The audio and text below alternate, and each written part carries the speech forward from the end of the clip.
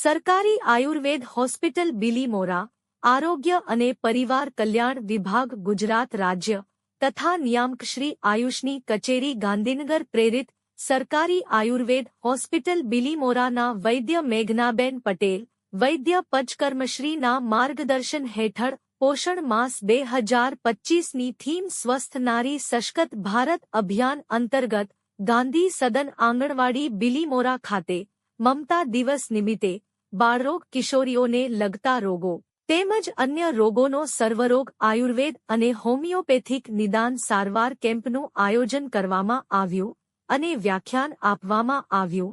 આ કેમ્પમાં સેવા આપનાર વૈદ્ય રાગિણીબેન ચૌધરી, ડો અંકિતાબેન પટેલ હોમિયોપેથિક મેડિકલ ઓફિસર કેમ્પમાં ઉપરાંત હોસ્પિટલ સ્ટાફે સેવા આપી હતી।